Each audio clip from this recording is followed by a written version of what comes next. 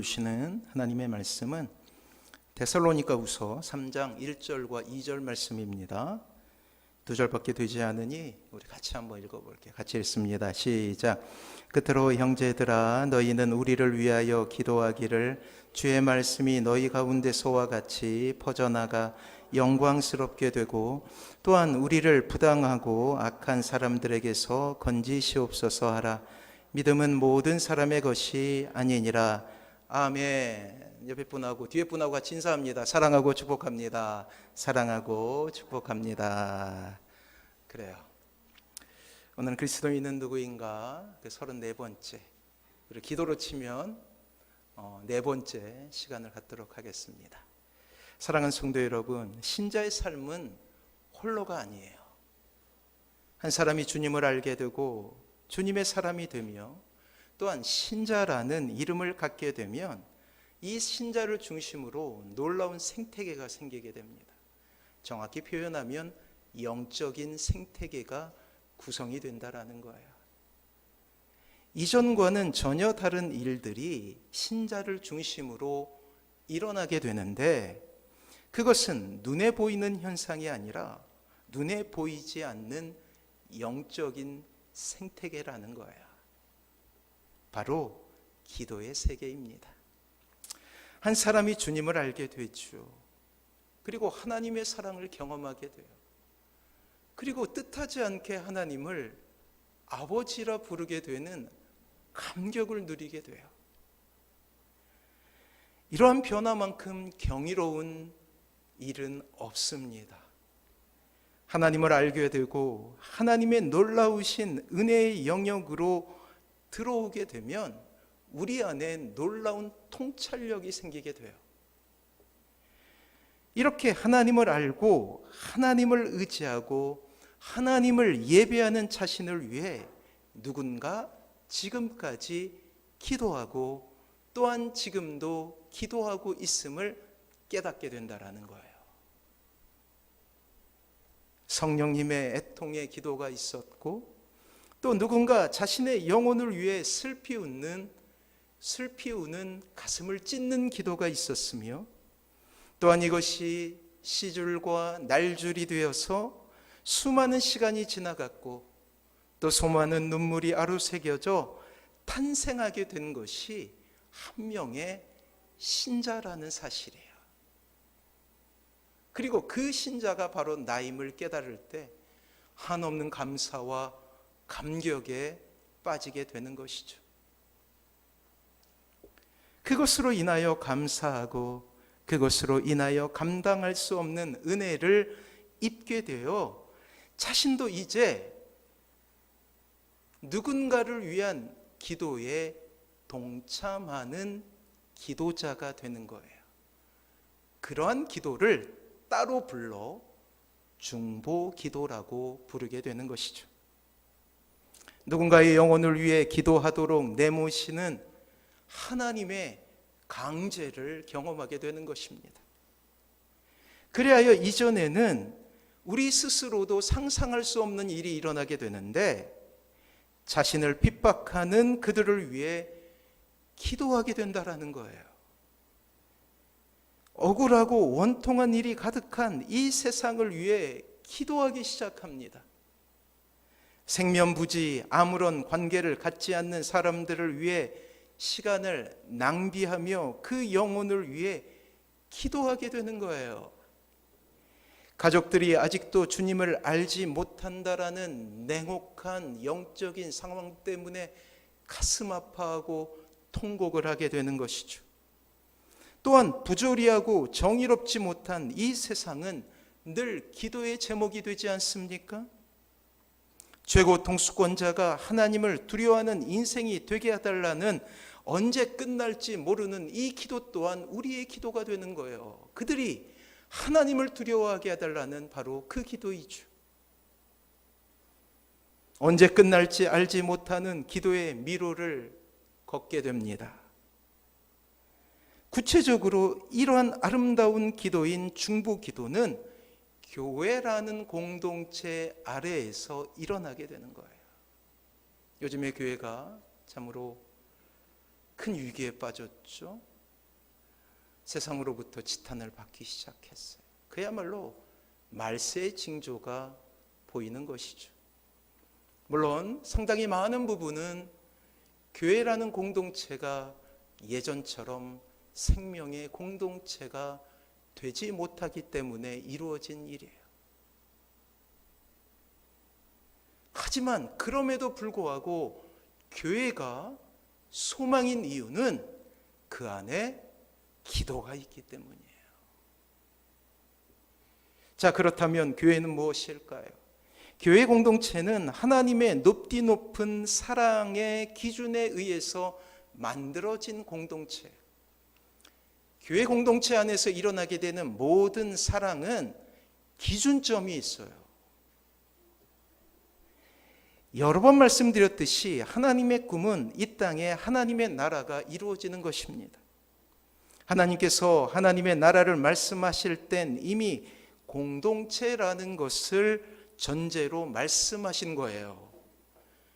한국교회는 개인의 구원에 대해서 중요하게 여기지만 원래 하나님께서 성경을 통하여서 보이신 진리 가운데 개인보다는 공동체를 먼저 말씀하셨다라는 거예요. 구약에 하나님께서 직접 만드신 공동체는 가정이에요. 그리고 신약에 하나님께서 직접 만드신 공동체는 교회이죠. 하나님은 결코 이 두 개의 공동체를 포기하지 않으신다라는 거예요.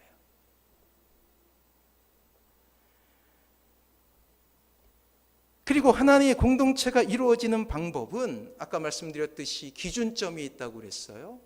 사랑이란 기준점인데 그 방법은 삼위일체를 이루신 세 분 하나님의 사랑이에요. 그것을 조금 더 구체적으로 이야기하자면 아가페의 사랑이라고 부르죠. 아가페의 사랑은 조건이 없는 사랑이에요. 우리가 살아가다 보면 한 여인을 만나거나 한 남자를 만나게 되잖아요. 그것은 조건이 있는 사랑이에요. 왜냐하면 그 사람의 무엇을 보고 사랑하게 되는 것이기 때문이죠.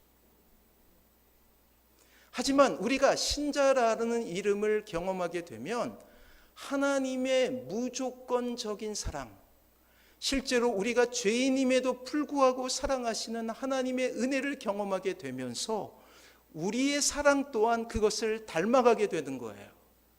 그래서 그 조건을 보지 않고 사랑하게 되는 놀라운 기적이 일어나게 되는 것이죠.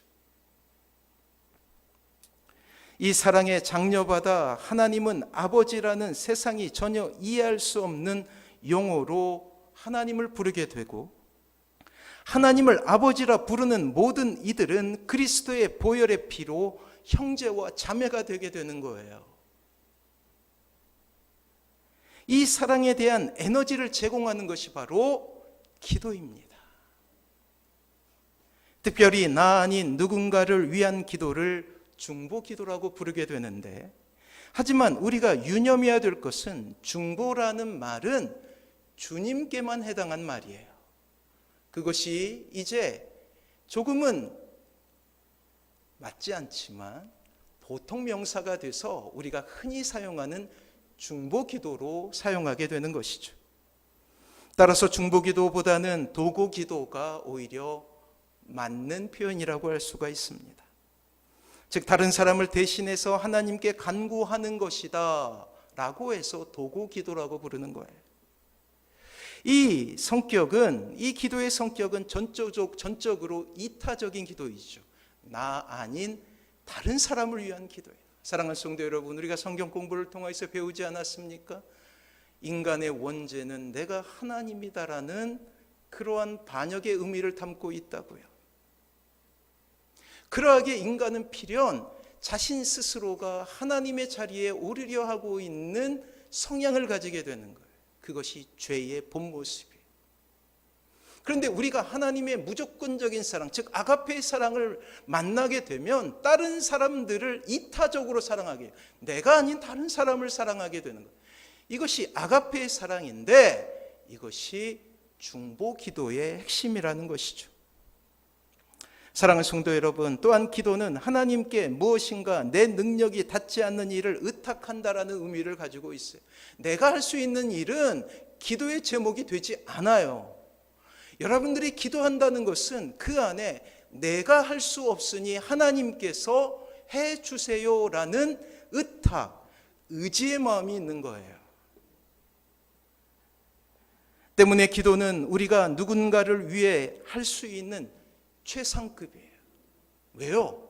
아까 원죄의 영향으로 나를 위한 삶을 살 수밖에 없어요. 우리는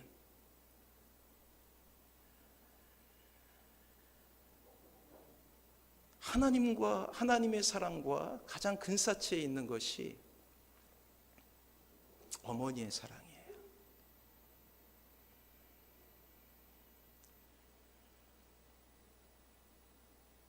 네, 갑자기 어머니 하니까 하늘에 계신 저희 어머니가 막 생각나서 그때는 잘 몰랐던 것 같아요. 돌아가시고 나니까 깨닫게 돼요. 가장 근사치에 있는 것이 어머니의 사랑. 이 며칠 전에 우리가 끔찍한 뉴스를 접하지 않았습니까? 그러한 사랑의 역행에서 스스로 자신의 아이들을, 이러한 시대를 우리가 살아가고 있어요. 교회가 기도의 공동체여야 함은 이러한 기도를 통해 신비로운 사랑을 경험할 수 있기 때문이죠. 우선은 내가 하나님을 의지함을 의미하며 아울러 기도를 받는 대상에게 있어서도 그 영혼이 하나님을 의지해야 한다라는 신앙의 고백이 숨겨져 있는 거예요. 그러니까 여러분들이 누군가를 위해서 기도하면 그 영혼도 하나님을 의지해서 하나님을 믿는 사람이 되게 해달라는 기도가 숨겨져 있다고요. 그래서 기도하십시오. 자녀들을 위해서. 기도하십시오. 가정들을 위해서. 때문에 우리의 인생에서 기도의 동역자, 기도로 중보할 수 있는 형제 자매를 만나는 것은 참으로 놀라운 행복이 되는 거예요. 그래서 교회 공동체가 중요하다라는 것입니다. 이 땅에 많은 사람들이 교회에 축석하지 않고 있어요. 그들을 가나안 교인이라고 불러요. 가나안 교인. 새로운 용어가 탄생했죠. 가나안 교인을 거꾸로 하면 뭐예요? 안나가 교인이야. 안나가 교인. 예수님은 믿는데 교회는 출석하지 않아요 라고 고백하는 많은 신자들, 물론 10분 이해합니다. 이 땅의 교회가 불완전하기 때문이죠. 목회자들의 죄악 때문이죠. 그러나 그럼에도 불구하고 교회 공동체가 필요함은 우리는 누군가의 기도에 힘을 입어서 사는 존재이기 때문이에요. 또한 누군가를 위해서 기도해야 하는 존재이기 때문이에요.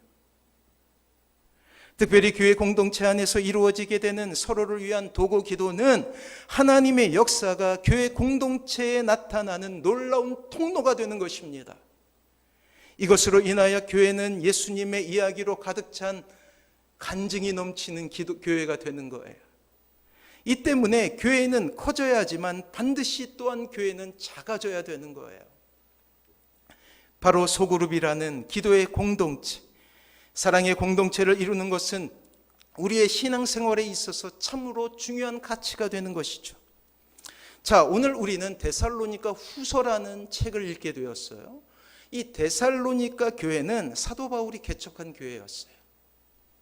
바울은 역사상 가장 위대한 스승이자 선생님이었죠. 하지만 오늘 본문을 통해 우리는 놀라운 모습을 발견하게 됩니다. 영적 거장이고 그가 하는 곳마다 가는 곳마다 기적이 일어났는데 놀랍게도 이 데살로니가 교회 교인들에게 기도를 부탁하고 있다는 사실이에요.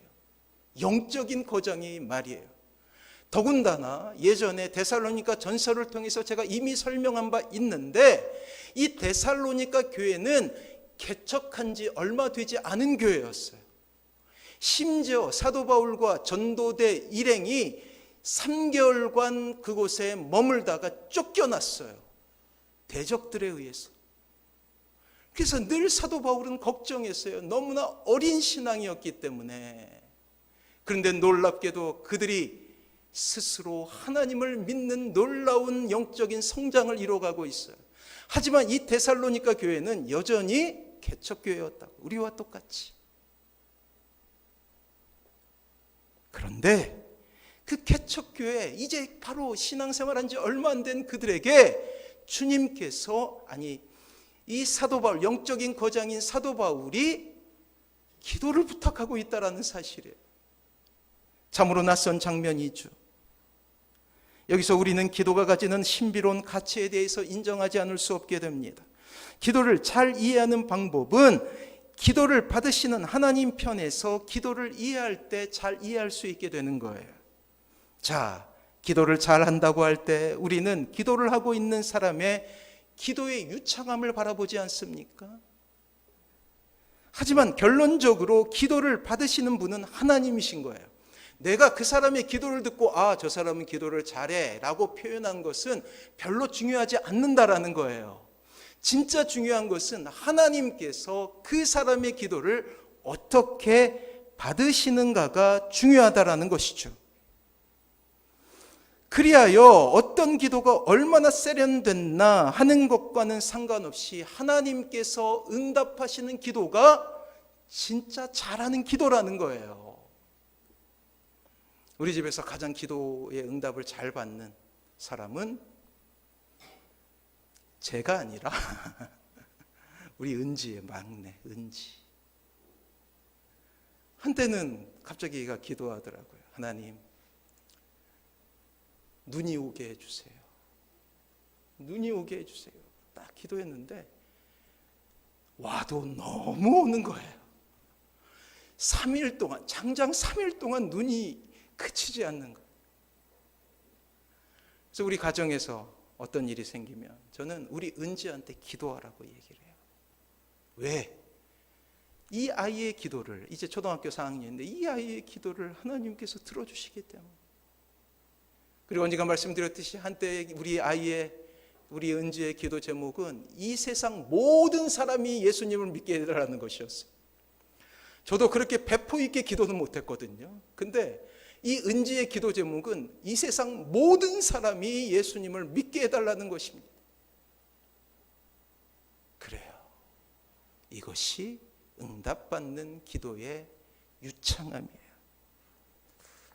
그러하기에 이제 간 믿음 갖기 시작한 데살로니가 교인들에게 자신을 위한 도구 기도를 이 사도 바울이 부탁하고 있다는 거예요. 한번 볼까요? 1절과 2절 다시 한번 읽어보도록 할게요. 시작.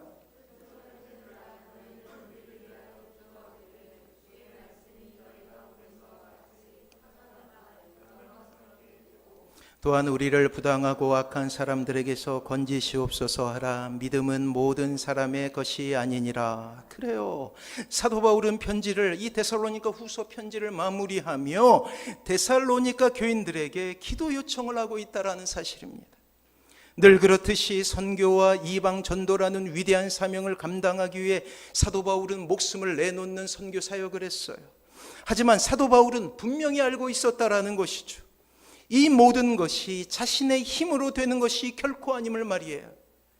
복음의 진보가 각 나라에서 일어나고 로마 제국 여러 곳에서 믿음의 열매들이 보이나 이 모든 것은 하나님의 도우심이 없이는 이루어질 수 없음을 그가 깨닫고 있었기 때문이에요.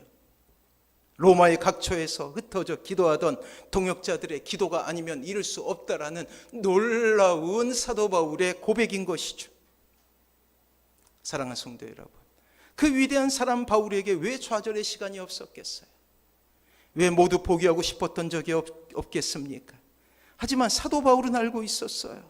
이 모든 사역의 아름다운 열매들이 결코 자신의 힘으로만 된 것이 아님을 말이에요. 그러하기에 사도 바울은 믿음의 용장이요 세계 선교의 위대한 그러한 영웅이었지만 스스로가 낮아져서 데살로니가 이미 이 신앙생활한 지 얼마 안 된 이 세 가족들에게 기도를 부탁하고 있다라는 거예요.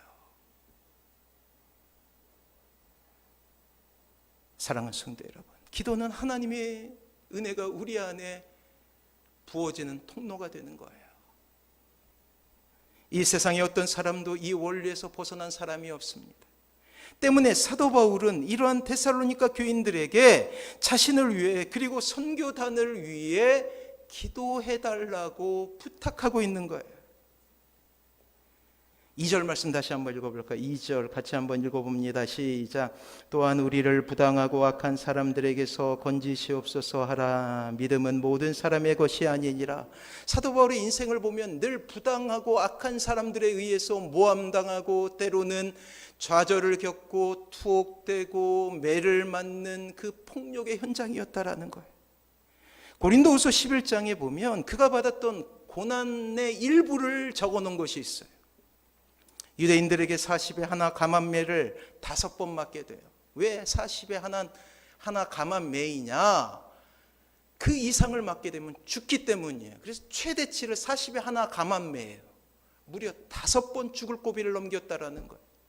강도의 위협을 받게 되죠. 홍수의 위협을 받게 됩니다. 한 번 돌로 맞아 죽을 뻔하고 그 외에도 숱한 고난 가운데 있었어요. 그렇습니다. 사도 바울의 일생은 그렇게 고난과 고통을 버타며 살아왔던 인생이죠. 때문에 그는 데살로니가 교인들에게 기도를 부탁하는 것이에요. 이러한 기도 부탁은 데살로니가 교인들이 처한 상황이 고난이었고 고통이었기에 큰 공감과 실제적인 위로와 권면을 담고 있었던 것이죠. 사랑하는 성도 여러분, 셀 가족이라는 구역이라는, 예전에 교회에서는 구역이라고 부르죠. 이 소그룹을 이해하기 위해 아주 중요한 단어가 하나 있습니다. 그것은 상호 책임이라는 말이에요. 상호 책임. 이 상호 책임이란 말은 사랑이라는 말 자체가 추상적이잖아요. 사랑하면 여러분들은 뭐가 떠오르시나요? 추상적인 개념이기 때문에 뭐가 잘 떠오르지 않아요. 그래서 구체적인 사례를 떠올리게 됩니다. 남자가 여자를, 여자가 남자를, 그것을 사랑이라고 상상하기도 하고, 아니면 부모님의 사랑을 사랑이라 상상하기도 하고, 자녀들을 향한 사랑이라고 상상하기도 하지만 결국은 사랑은 추상적인 용어이기 때문에 잘 떠오르지 않아요. 그것을 구체화시켜 보면 사랑은 상호 책임이라고 할 수 있어요. 누군가를 사랑한다는 것은 그 사람을 내가 책임진다라는 말이에요. 그래요. 사랑은 곧 상호 책임이죠. 어떤 일방적인 사랑이 아닌 서로를 책임지는 것이 상호 책임, 그리고 그것을 사랑이라고 부르는 것이죠. 주님은 하나님께로 가기 위해서 준비하고 있을 때 제자들에게 이런 말씀을 하신 적이 있어요. 주보에 한번 보세요. 요한복음 15장 13절에 같이 한번 읽어봅니다. 시작. 사람이 자기 친구를 위해 자기 목숨을 내놓는 것보다 더 큰 사랑은 없다. 그래요. 이것은, 이 말씀은 친구를 위해 책임진다라는 숨겨진 의미를 가지고 있는 거예요. 그래서 우리가 책임지지 않으면 사랑하지 않는 거예요. 왜 여러분들의 사랑이 아프냐? 그것은 여러분들이 책임지기 때문에 아픈 거예요.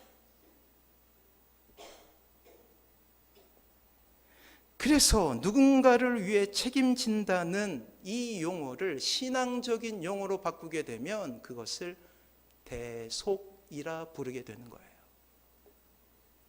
대속이라 함은 노예나 죄인을 자유롭게 하기 위해 그 빚을 대신 탕감해 준다라는 의미를 가지고 있죠. 비슷한 말은 구속이란 단어가 있잖아요. 다른 사람의 죄나 고통을 자기가 대신 당함으로 그 사람을 사랑하는 거예요. 예수님은 십자가를 통하여 이러한 사랑의 정점을 보여주시고 이렇게 사랑하라 말씀하시고 계시지 않습니까? 십자가의 보혈로 죄인들의 죄를 대신 감당하시고 구원하심으로 사랑이 진짜 무엇인가를 우리에게 보여주고 있는 거예요. 그래요. 네 죄를 내가 책임질게. 너의 죄를 내가 책임질게. 그리고 나는 십자가로 갈 거야 라고 말하는 것이 진짜 사랑이라는 거예요. 그렇습니다. 동사로서의 사랑. 진짜 우리의 삶 가운데 일어나는 사랑의 모습은 바로 상호 책임이에요. 그래서 사랑은 명사가 아니라 동사가 되는 거예요. 누군가를 책임져 주는 마음, 기도의 짐을 지어주고 그들의 삶의 연약한 부분을 하나님께 기도로 올리며 아프고 힘든 일이 있을 때 서로의 짐을 지어 가볍게 하고 기쁘고 행복한 일이 있을 때 서로 나눠주어 그 기쁨을 배가 되게 만드는 이 상호 책임의 원리야말로 교회가 이 땅에 존재해야 될 진짜 이유가 되는 거예요. 이것이 교회다. 그래서 빛가람 선한 목자 교회를 위해서 기도해 주시기 바랍니다. 또한 거기서 멈추는 것이 아니라 이 땅의 교회가 상호 책임이라는 이 놀라운 사랑을 회복할 수 있도록 기도해 주셔야 된다는 거예요. 왜냐하면 교회가 소망이기 때문이에요. 사랑하는 성도 여러분, 또 우리에겐 또 다른 숙제가 있지 않습니까? 그것은 바로 가족들을 위한 기도예요. 아까 공동체 교회에 대한 이야기를 했고요. 이제 가족들을 위해서 우리는 기도해야 돼요. 구약에서 직접 만드신 공동체. 제가 좋아하는 목사님의 책을 보다가 발견하게 된 구절이에요. 한번 들어보세요. 우리에게 생사를 건 기도가 있습니까? 라는 제목이에요. 들어보세요. 하나님, 우리 가족은 제 생명과 결탁되어 있습니다. 함께 죽이시든지 함께 살려주셔야 합니다. 라고 울부짖는 기도가 있습니까? 밥 먹다 문득 생각나서 습관적으로 우리 가족을 구원해 주세요 하는 기도 말고 진지하게 구원받지 못한 가족, 교회는 나오지만 회심하지 않는 가족이 있는 것이 가슴에 한이 된 것처럼 하나님 앞에 매달리며 자신의 가슴에 박힌 못을 빼내어 주시라고 기도해야 합니다. 그렇습니다. 어느새 눈물이 마르고 인내가 다했다고 할 수 없는 것이 바로 가족들을 위한 기도인 거예요. 중보 기도의 첫 번째 대상은 우리가 사랑하는 가족을 위한 기도인 것이죠. 사랑하는 성도 여러분, 이제 설교를 마무리하며 더 이상 우리는 냉랭한 가슴을 안고 기도의 자리에 나갈 수가 없어요.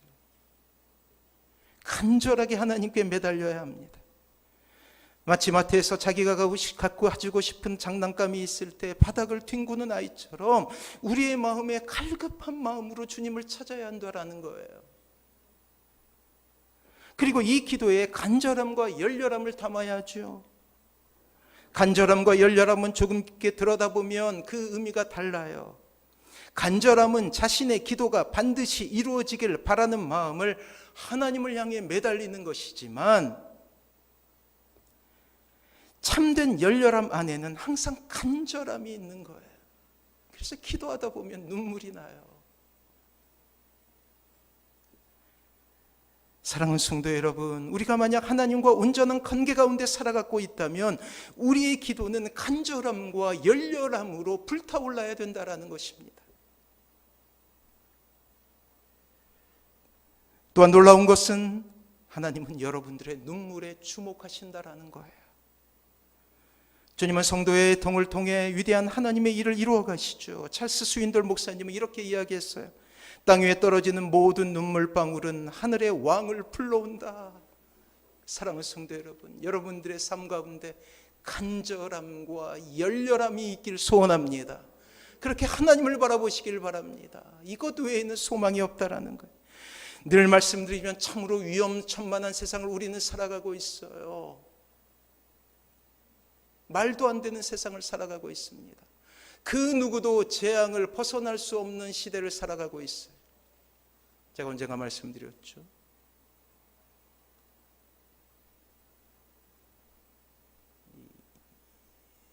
이 땅이 멸망의 징조가 보이는 점이 있다고요. 시간이 있다고요. 이 기후학자들은 이 땅의 온도가 2도씨 높아지게 되면 더 이상 인간의 과학으로는 통제할 수 없다라고 이야기를 해요. 그리고 그 기점을 2025년으로 봐요. 더 이상 통제할 수 없는 기후의 대재앙이 이루어지고 있다라고 이야기해요. 이미 1도씨가 상승되었다고 하죠.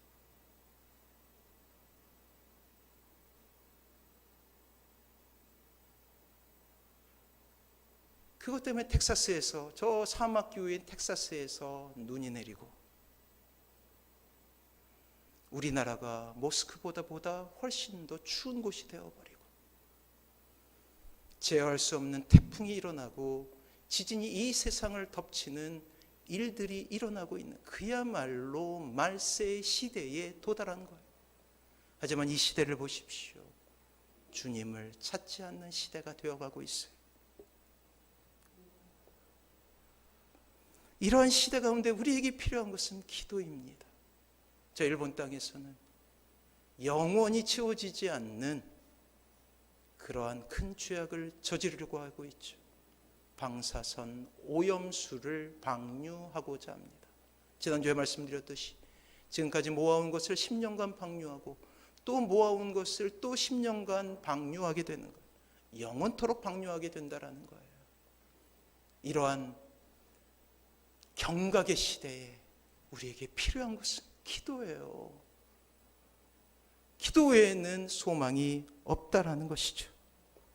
사랑하는 성도 여러분, 이러한 시대에 여러분들이 기도의 줄을 붙잡고 누군가를 위해서 기도한다는 것은 정말 중요한 일이에요.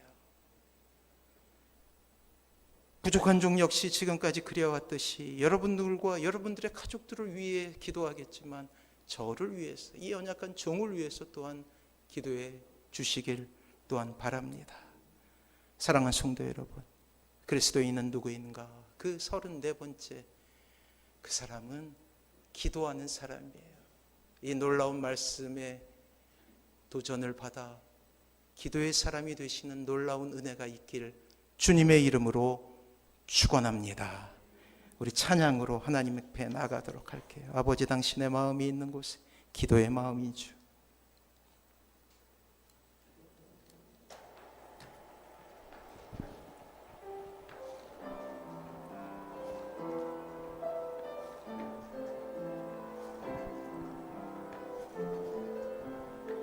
우리 같이 고백하며 나가겠습니다. 아버지, 당신의 마음이 있는 곳에 나의 마음이 있기를 원해요. 아버지, 당신의 눈물이 고인 곳에 나의 눈물이 고이길 원해요. 아버지, 당신이 바라보는 영혼에게 나의 눈이 향하길 원해요. 아버지, 당신이 울고 있는 어두운 땅에 나의 두 발이 향하길 원해요. 나의 마음이 아버지의 마음 알아.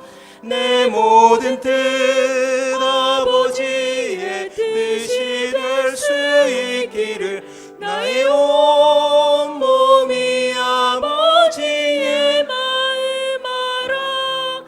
내 모든 삶 당신의 삶 되기를. 아버지, 당신의 마음이, 아버지, 당신의 마음이 있는 곳에 나의 마음이 있기를 원해요.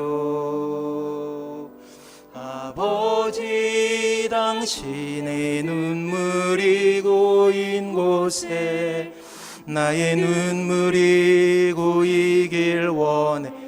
아버지, 당신이 바라보는 영혼에게 나의 두 눈이 향하길 원해요. 아버지, 당신이 울고 있는 어두운 땅에 나의 두 발이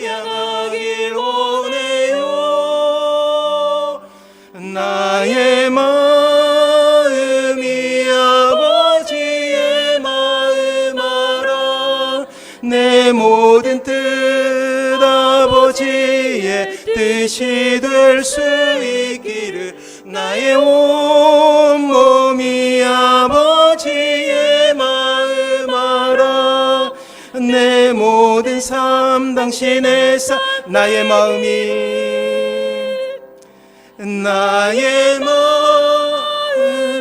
아버지의 마음 알아.